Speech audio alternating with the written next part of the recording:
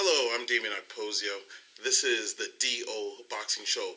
Thanks for tuning in to watch us today. This is going to be episode number 28, and we're going to be talking about why mixed martial arts is the fastest growing sport, as they say. Well, in my firm belief, I don't think that boxing is dead.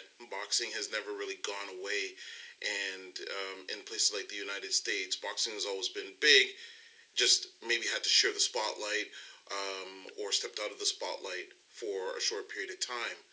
But we all know now that Floyd Mayweather Jr. was the highest paid athlete for the last few years, topping the Forbes list. And with regards to the UFC and why I believe that the UFC is indeed, or the mixed martial arts is indeed the fastest growing sport, is because they do one thing that boxing doesn't necessarily do consistently, and that is that mixed martial arts, or the UFC in particularly, they promote really well. They spend a lot of money in promotion. They get the name out there. They let you know about the athletes. They do a great job of building the personalities, and that's something that boxing can definitely take a page out of.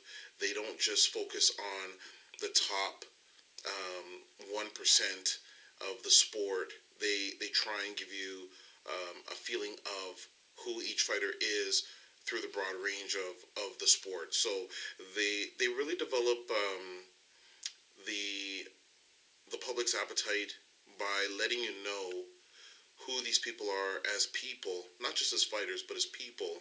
And I think that boxing really needs to get back to doing that. They've done it sporadically. They let people know who, certain superstars are, like Mike Tyson.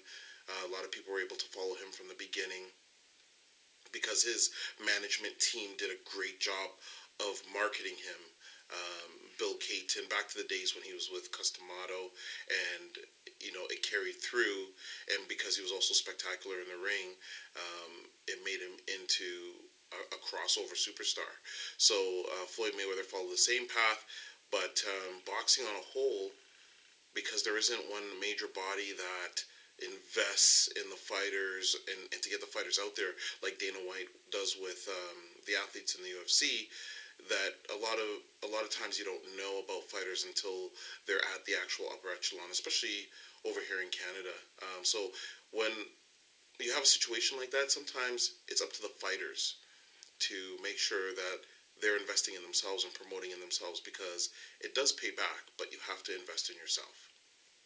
Thanks for tuning into this episode, and I appreciate that you're listening to our YouTube show, and you can ask me any questions that you'd like at Twitter at DOKPOSIO, or through email at okposio@hotmail.com, and that's Okposio, my last name, up there, OKPOSIO@hotmail.com. Thank you.